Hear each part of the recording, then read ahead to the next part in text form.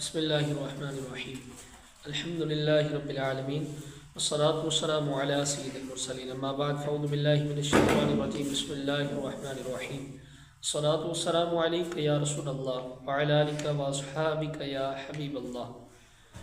معزز سامعین و حاضرین، آج اپنے ٹاپک کو آگے بڑھانے سے پہلے میں ریکویسٹ کرتا ہوں آپ سب سے کہ کائنڈلی ہمارے یوٹیوب چینل کو سبسکرائب کریں، دوستوں کے ساتھ شیئر کریں، لائک کریں، کمنٹس کریں، تاکہ ہم اپنی لیٹسٹ ویڈیوز آپ تک زیادہ سے زیادہ پہنچا سکیں۔ معزز سامعین و حاضرین، آج جس موضوع کو میں آپ لوگوں کو سمجھانے جا رہا ہوں وہ ہے نماز کے متعلق چند ایسی ضروری معلومات جن کو ایز اے مسلمان، ہر مسلمان کے لیے سیکھنا شرعی طور پر فرض عین ہے۔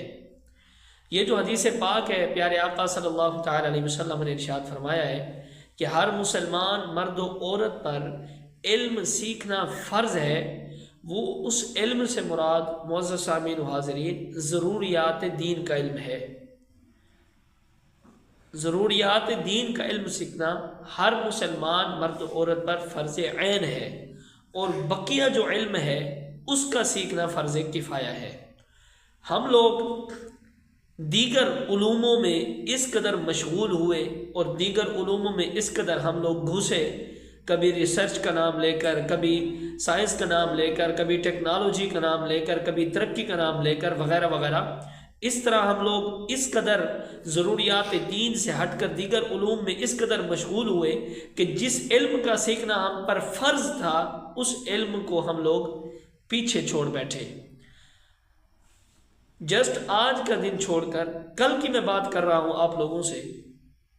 کل میرا سامنا ہوا ایک بچے سے جو کہ MBBS کر رہا ہے میڈیکل میں MBBS کر رہا ہے۔ اس سے میں نے جسٹ ایک سوال کیا، میں نے کہا بیٹا آپ MBBS کر رہے ہیں، جسٹ مجھے اتنا بتائیے کہ نماز کی شرائط کتنی ہوتی ہے، نماز کی شرائط کے بارے میں مجھے سمجھا دیں تاکہ مجھے بھی پتہ چلے کہ یہ جو آپ 15 سال یا 18 سال ہو چکے اپنے ماں باپ کے پیسوں کو، اپنے ماں باپ کے اخراجات کو ایسے اپنے اوپر خرچ کر رہے ہیں جیسے کہ بارش برستی ہے، آپ کے ماں باپ آپ پر ایسے پیسہ برسا رہے ہیں، تو کیا آپ کو جو علم حاصل کر رہے ہیں آپ، کیا اس سے آپ کو وہ فائدہ پہنچ رہا ہے جو کہ پہنچنا چاہیے یا نہیں؟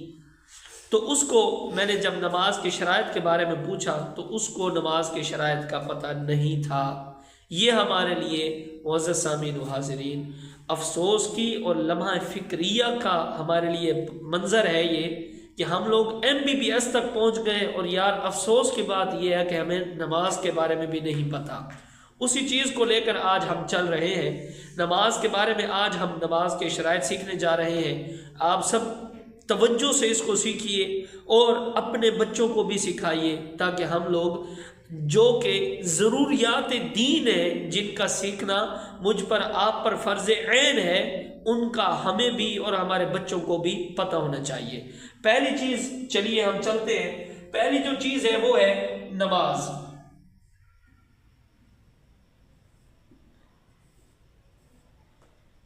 یہ نماز کے لیے کچھ چیزیں واجب ہیں، کچھ چیزیں فرائض میں آتی ہیں، کچھ چیزیں شرائط میں آتی ہیں۔ اسی نماز کو یوں سمجھ لیں کہ آگے ہم لے کر چلیں تو اس نماز کے لیے جو چیزیں ضروری ہوتی ہیں وہ ہوتی ہیں 3: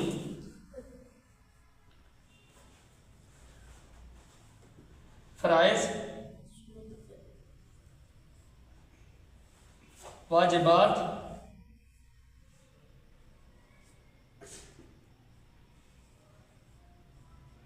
اور شرائط۔ نماز کے لیے یہ تین چیزیں نہایت ہی ضروری ہیں، ان کے بارے میں ہر بندہ مسلمان کو ضروری طور پر پتہ ہونا چاہیے تھا کہ اس کی نماز درست ہو سکے اور صحیح معنوں میں وہ نماز ادا کر سکے۔ فرائض، واجبات اور شرائط، تو ہم ایک ایک کو ادھر سے پکڑیں گے اور کچھ نہ کچھ جو مجھ سے ہو سکا، بن سکا، انشاءاللہ الکریم میں آپ تک پہنچاؤں گا۔ آپ کوشش کریں گے کہ اس کو خود بھی سیکھیں اور اپنے بچوں کو بھی سکھائیں، کیونکہ معزز سامعین و حاضرین یہ چیزیں ضروریات دین میں سے ہیں، اور ضروریات دین کا علم سیکھنا سکھانا ہر بندہ مسلمان پر، خواہ وہ مرد ہو یا عورت ہو، ان تمام پر سیکھنا فرض عین ہے۔ اب ہم اس میں سے ایک چیز کو لیتے ہیں، سب سے پہلے ہم لیتے ہیں شرائط کو۔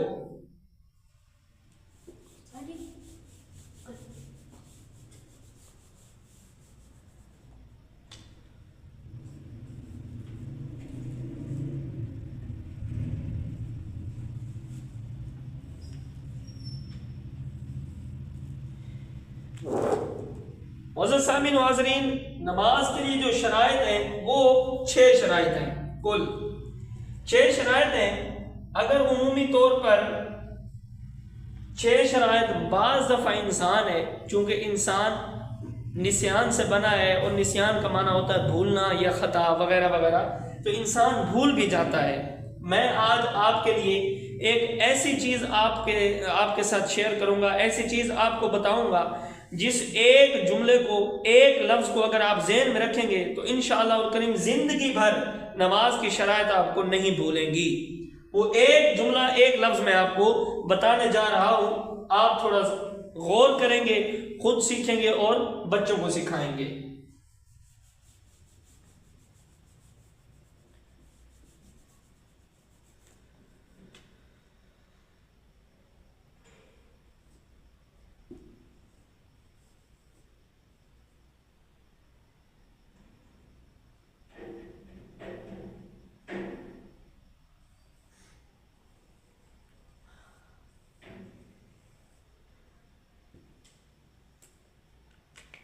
یہ ہے وہ جملہ، یہ ہے وہ کلمہ، یہ ہے وہ لفظ، یہ ہے وہ ایک اکیلا کلمہ، ایک اکیلا جملہ جو اپنے اندر نماز کے 6 شرائط سمائے بیٹھا ہے۔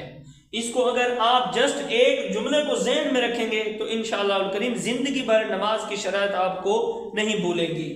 اب یہ جو لفظ ہے یہ ہے تساونت، تو سین الف واو نون تے، تساونت۔ اب اس جملے میں 6 لفظ ہیں، تو سین الف واو نون اور تے۔ اب ان 6 لفظوں میں نماز کی 6 شرائط پڑھی ہیں۔ اب ان جملے سے نماز کی 6 شرائط اخذ کریں گے اور اس جملے کو، تساونت کو ذہن میں رکھیں گے، انشاءاللہ الکریم نماز کی شرائط ہمیں زندگی بھر نہیں بھولیں گی۔ اب وہ ایسے کہ توا سے ہم لیں گے طہارت،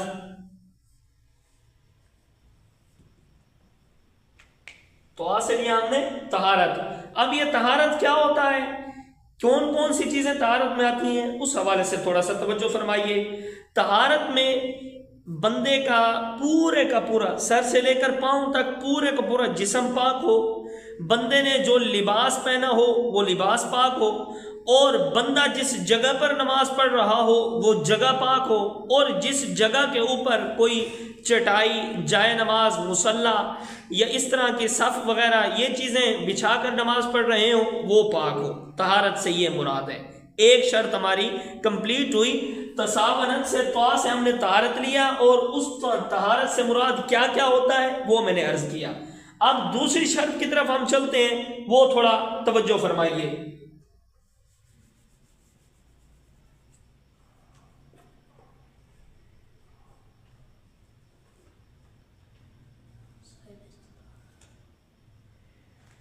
سین سے ستر عورت، ستر عورت سے مراد سمجھیے کیا ہوتا ہے۔ ستر کا معنی ہوتا ہے شرمگاہ، اور عورت کا معنی ہوتا ہے چھپانا، چھپی ہوئی چیز، یہ عورت کا مطلب ہوتا ہے، معنی ہوتا ہے۔ ستر عورت یعنی شرمگاہ کا چھپانا۔ مرد پر جو فرض ہے وہ ہے ناف سے لے کر گھٹنوں کے نیچے تک، یہ علاقہ، یہ ایریا مرد کا شرمگاہ میں ہے، اس کا چھپانا مرد پر فرض ہے۔ اور مکمل طور پر جو لباس پہنیں گے وہ ادب میں آئے گا، جو ضروری ہے وہ یہ ہے۔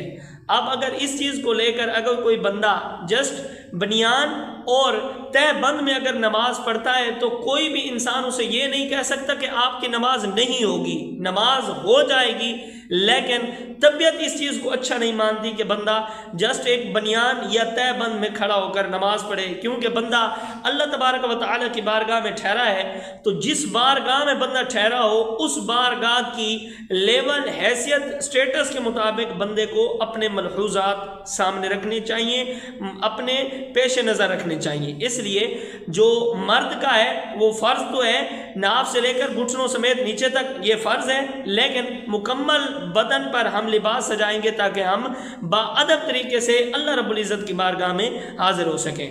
جو عورتوں کا نماز کے اندر لباس ضروری ہے وہ یہ کہ صرف اس کا جہاں پر گھر میں نماز پڑھے، کیونکہ عورت کے لیے یہ حکم ہے کہ گھر میں جتنا ہو سکے چھپ کر نماز پڑھے، جہاں نماز پڑھ رہی ہو صرف اس کا چہرہ اور اس کے ہاتھ یہ کھلے ہوئے ہوں، بس اس کے علاوہ سر سے لے کر پاؤں تک اس کا مکمل بدن ہی اس کی شرمگاہ ہے، مکمل جسم ہی اس کی شرمگاہ ہے، اور تمام کے تمام جسم کو اس کے لیے چھپانا فرض ہے، شرط ہے۔ حتیٰ کہ یہ جو عورتیں دوپٹہ اوڑھتی ہیں یا لباس حجاب اوڑھتی ہیں تو اس کے لیے بھی حکم ہے کہ وہ اتنا موٹا کپڑا ہو کہ جس سے عورت کے بالوں کی سیاہی نظر نہ آئے۔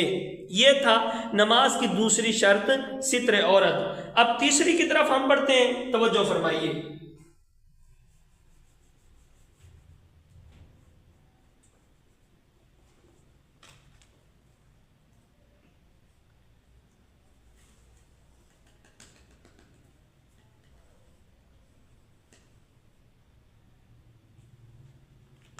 یہ الف سے لیتے ہیں استقبال قبلہ، یہ نماز کی تیسری شرائط، استقبال قبلہ۔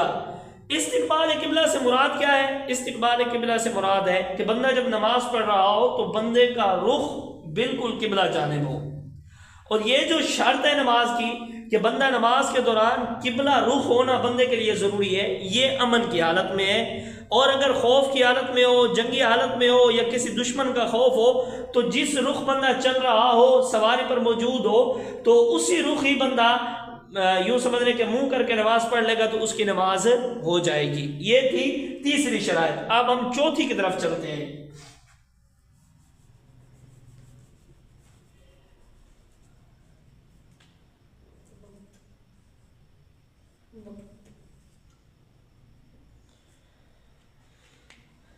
نماز کی چوتھی شرائط ہے وقت۔ اللہ تبارک و تعالی قرآن پاک میں ارشاد فرماتا ہے ان الصلاۃ کانت علی المؤمنین کتابا موقوتا، کہ بے شک نماز مومنوں پر وقت مقررہ پر فرض کی گئی ہے، تو وقت بھی نماز کے لیے شرط ہے۔ اب بندہ فار ایگزامپل میں آپ کو سمجھانے کے لیے ریکویسٹ کروں یا عرض کروں کہ بندہ عشاء کی نماز میں بندہ فجر کی نماز ادا کر رہا ہو اور وہ ہو بھی ادا قضا نہ ہو، تو دیکھیے کتنی ایک عقل بھی اس چیز کو نہیں مانتی کہ جب فجر کا ٹائم ہو فجر پڑھنی چاہیے، عشاء کا ٹائم ہو تو عشاء پڑھنی چاہیے۔ اس لیے وقت بھی نماز کے لیے شرط ہے، وقت کا پہچاننا بھی انسان کے لیے ضروری ہے۔ آگے چلیے، آگے کیا ہے وہ ہم سیکھتے ہیں۔ نمبر 5 پر آتا ہے معزز سامعین و حاضرین،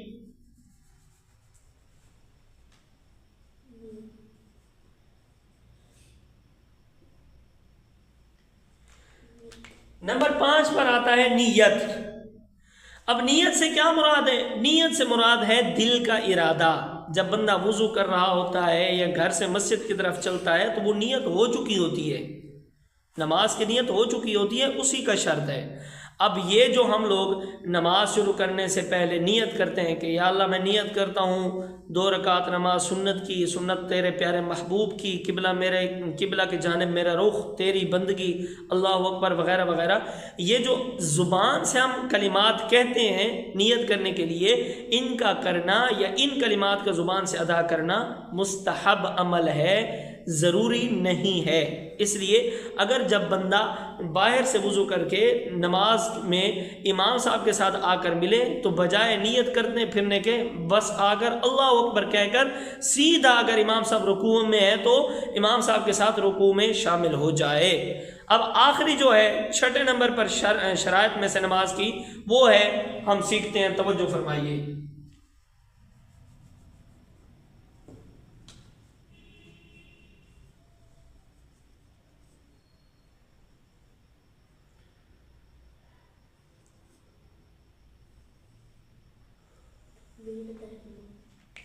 نمبر 6 پر ہے تکبیر تحریمہ۔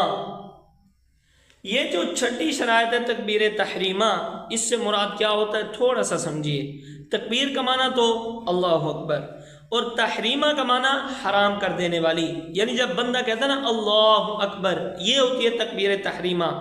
اور اس کو تکبیر تحریمہ کیوں کہا جاتا ہے اس کی تھوڑا وجہ سمجھیے۔ تکبیر کا معنی تو اللہ اکبر، تحریمہ کا معنی حرام کرنے والی، چونکہ جب بندہ نماز کے لیے اللہ اکبر کہہ دیتا ہے تو دیگر جو دنیاوی کام ہیں کاج ہیں وہ سارے کے سارے کلام کرنا، کھانا پینا، ادھر ادھر دیکھنا وغیرہ وغیرہ، تمام کی تمام چیزیں انسان پر حرام ہو جاتی ہیں۔ اور یہ تمام چیزیں انسان پر حرام کرنے کے لیے جس چیز کو استعمال کیا جاتا ہے وہ ہوتی ہے تکبیر تحریمہ۔ امید ہے کہ آپ کو نماز کی شرائط سمجھ آئی ہوں گی۔ اگر آپ کو اس حوالے سے کوئی سوال ہو، کوئی ڈاؤٹ ہو تو آپ ہمیں کمنٹس کریں گے، تو انشاءاللہ الکریم آپ کے کمنٹس سے ہم آپ کے سوال کا جواب ضرور پیش کریں گے۔ اللہ تبارک و تعالی پیارے آقا صلی اللہ تعالی علیہ وسلم کے دین متین کی مجھے اور آپ کو ہم سب کو سمجھ نصیب فرمائے، آمین بجائے خاتم النبیین صلی اللہ تعالی علیہ وسلم۔